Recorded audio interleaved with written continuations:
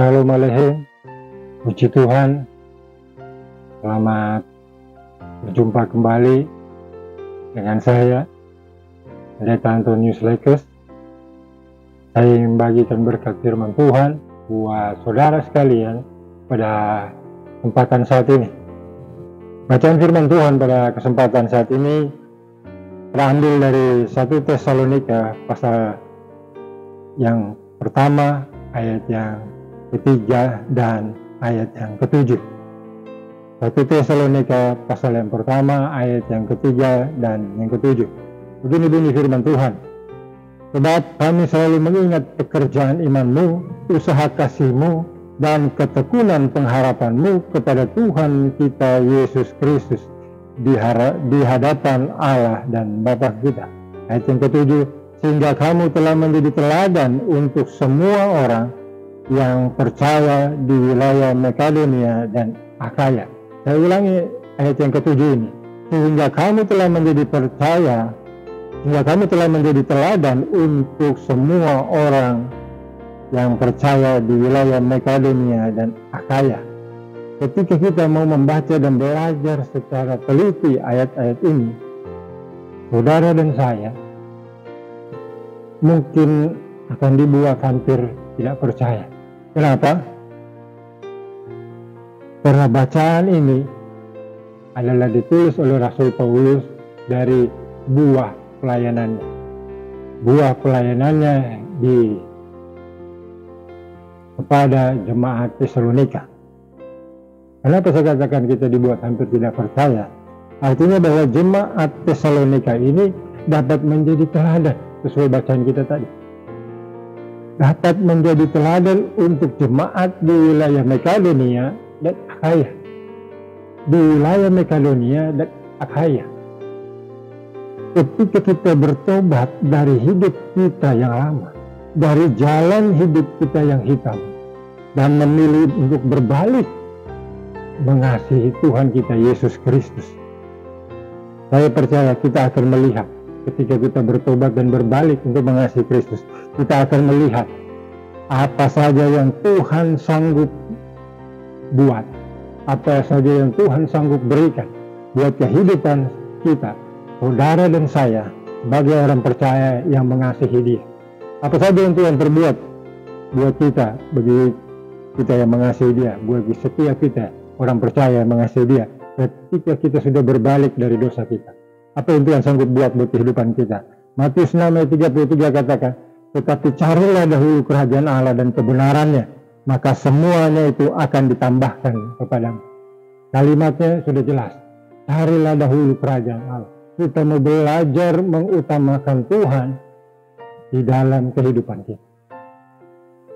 Kita belajar mengutamakan Tuhan di dalam kehidupan kita. Jangan dibalik. Ada banyak orang di luar sana dibalik. Mereka suka yang ditambahkannya dulu. Ketika sudah banyak, ketika sudah berlimpah, baru mereka mau cari Tuhan. Jangan dibalik, saudara. Firman Tuhan tegas katakan, carilah dahulu kerajaan Allah dan kebenarannya, maka semuanya itu akan ditambahkan kepadamu. Apa yang akan ditambahkan? Saudara punya harapan, saudara punya impian, saudara punya keinginan, punya cita-cita dalam kehidupan ini. Itu yang akan Tuhan tambahkan buat kehidupan saudara. Saya percaya kita semua diberkati Tuhan, dan Tuhan akan tambahkan berkat-berkat itu di dalam kehidupan ketika kita mengutamakan Tuhan, kita mencari kerajaannya lebih dahulu di dalam hidup ini. Itu janji Tuhan. Janji Tuhan kepada setiap orang percaya ketika dia berbalik dari dosanya dan mengasihi Tuhan. Yang kedua, apa janji Tuhan ketika dia berbalik dari dosa-dosanya, dari jalan hidupnya yang hitam, berbalik kepada Tuhan dan mengasihi Tuhan. Janji Tuhan adalah seperti yang ditulis dalam 1 Korintus 2 ayat 9, tetapi seperti ada tertulis apa yang tidak pernah dilihat oleh mata. Saudara belum pernah lihat hal-hal yang luar biasa yang Tuhan kerjakan. Dan saudara akan melihat ketika saudara percaya dan menerima Kristus dalam hidup.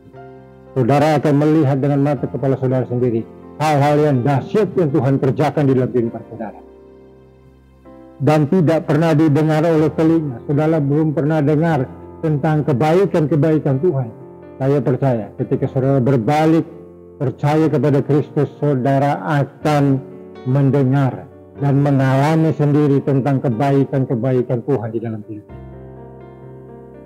Dan yang kalimat berikutnya katakan, yang tidak pernah timbul di dalam hati manusia, semuanya disediakan Allah untuk mereka yang mengasihi Dia. Belum pernah timbul, belum pernah keluar keinginan dalam hidup ini. Mau bagaimana ke depan? Tuhan sudah rancangkan yang terbaik buat kehidupan saudara.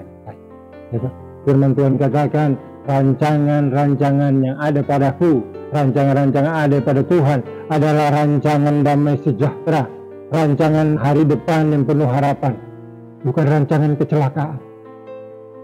Orang boleh benci dengan saudara sehingga dia merancangkan yang buruk, tapi Tuhan katakan rancangan-rancangan itu berikan buat kehidupan saudara dan saya adalah rancangan-rancangan damai sejahtera, hari depan yang penuh harapan.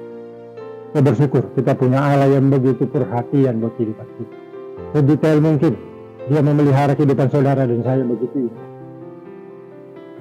Padahal kita mau belajar dari jemaat Tesalonika ini, dari ukuran usia, dari ukuran jam terbang. Jemaat Tesalonika adalah orang-orang yang baru bertobat. Jemaat Tesalonika, jemaat ini baru berusia 2 tahun, saudara. Tepatnya jemaat ini dibuka oleh Rasul Paulus tahun 50 Masehi dan saat surat ini dikirim pada tahun 52 Masehi. Jadi umurnya baru 2 tahun. Kalau begitu dalam hal apakah jemaat Tesalonika bisa dikategorikan menjadi jemaat teladan? Dalam hal apa? Padahal bagi jemaat-jemaat lain di sekitar Makedonia dan Akhaya, mereka lebih mungkin memahami tentang kebenaran firman Tuhan.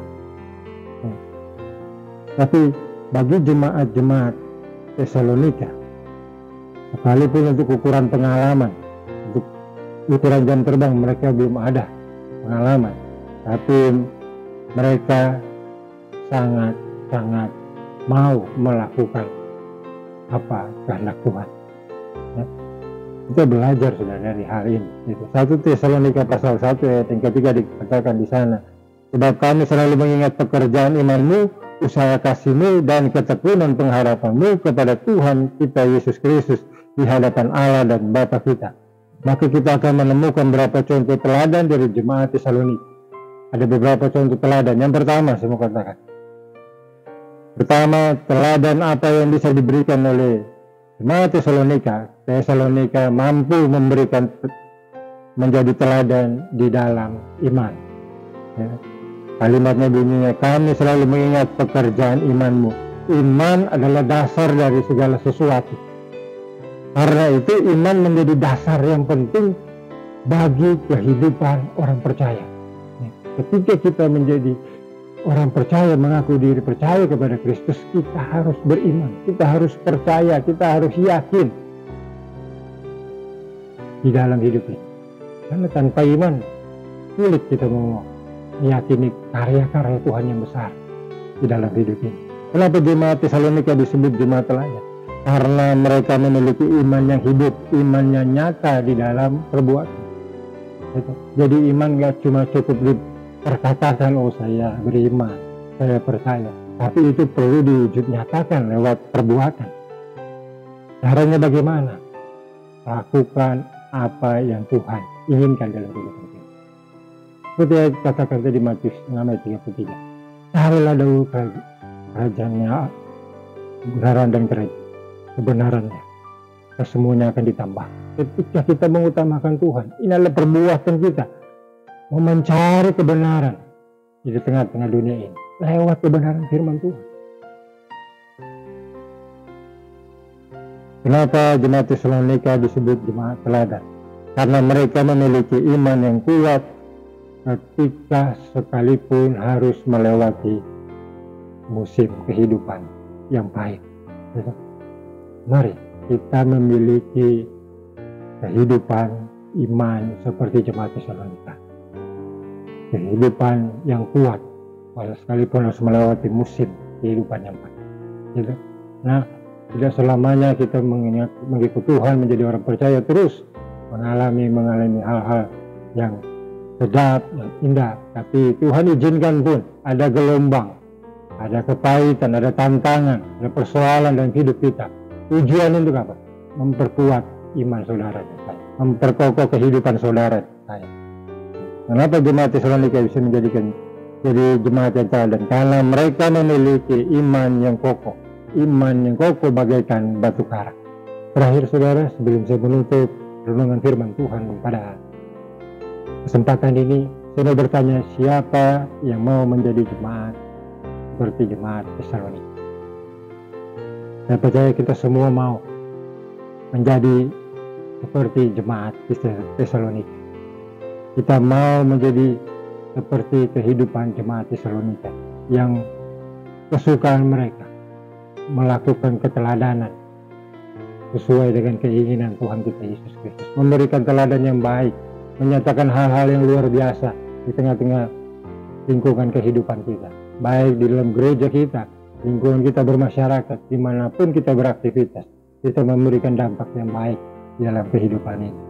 Kuncinya sederhana, ketika kita menjadi jemaat seperti jemaat di Tesalonika, memiliki iman, kasih, dan pengharapan di tengah-tengah kehidupan ini. Puji Tuhan, terima kasih saudara, Tuhan Yesus memberkati.